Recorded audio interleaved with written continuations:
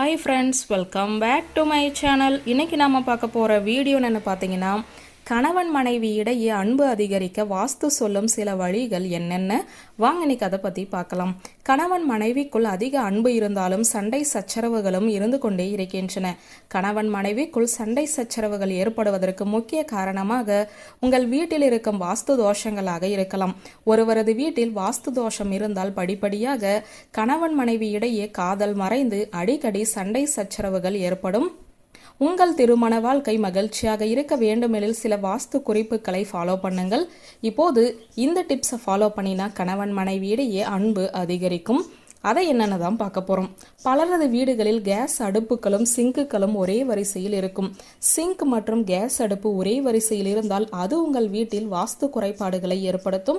இதனால் கணவன் மனைவி இடையே விரிசல் ஏற்படுகிறது.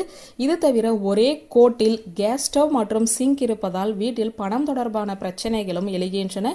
இந்த வாஸ்து குறைபாட்டை நீக்க சிங்க் மற்றும் கேஸ் அடுப்புக்கு இடையில் காய்கறி கட்டர் வைக்கவும். சிங்க் மற்றும் கேஸ் அடுப்புக்கு இடையில் காய்கறி கட்டர் அது நெருப்பு மற்றும் நீரின் சக்தியை அழித்து வீட்டின் வாஸ்து தோஷங்களை நீக்குகிறது. திருமண வாழ்க்கையில் அன்பையும் நெருக்கத்தையும் கொண்டு வர உங்கள் படுக்கையறையின் மேற்கு தெற்கு மூலையில் ஒரு ஜோடி வாத்துக்கள் வைக்க வேண்டும். உங்கள் படுக்கையின் இருபுறமும் ஒரு ஜோடி வாத்துக்கள் வைத்திருப்பது கணவன் மனைவி இடையே அன்பையும் நெருக்கத்தையும் அதிகரிக்கிறது. அடுத்ததாக உங்கள் வீட்டில் 2 கண்ணாடிகளை நேருக்கு நேர் வைக்காதீர்கள். இதனால் உங்கள் வீட்டில் வாஸ்து தோஷங்கள் ஏற்பட வாய்ப்புள்ளது. 2 கண்ணாடிகள் நேருக்கு நேர் நிற்கும் போது வீட்டில் மோதல் சூழ்நிலை உருவாகி சண்டை சச்சரவுகள் அதிகரிக்க தொடங்கும். எனவே உங்கள் வீட்டில் 2 கண்ணாடிகள் ஒன்றுக்கொன்று எதிரே இருந்தால் அவற்றுக்கிடையே 7 அல்லது அதற்கு மேற்பட்ட நூல்களை கொண்ட கற்றாழையை வைக்கவும். இது தவிர 2 கண்ணாடிகளுக்கும் இடையில் மஞ்சள் நிற படிகத்தையும் வைக்கலாம்.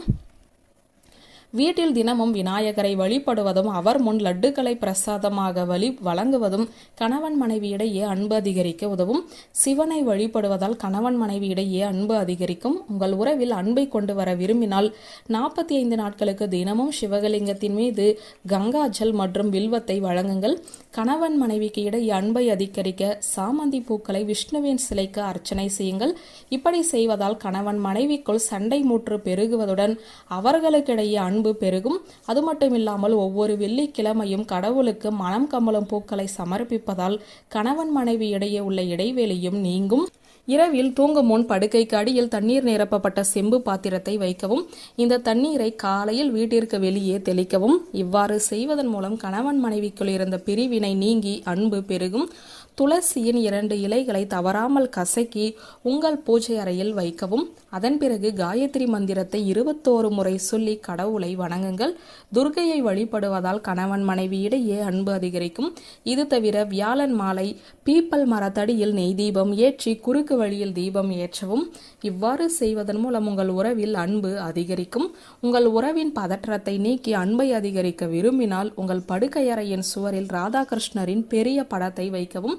கணவன் மனைவி இடையே அன்பை அதிகரிக்க இரவில் தூங்கும் முன் கணவன் மனைவி தலையணையின் அடியிலும் கணவன் மனைவி தலையணையின் கீழ்ப்புற துண்டையும் வைத்துக் கொள்ள வேண்டும்.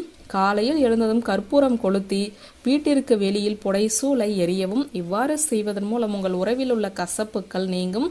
வியூவர்ஸ், இந்த வீடியோ உங்களுக்கு பிடித்திருந்த லைக் கமெண்ட் ஷேர் பண்ணுங்க. நன்றி.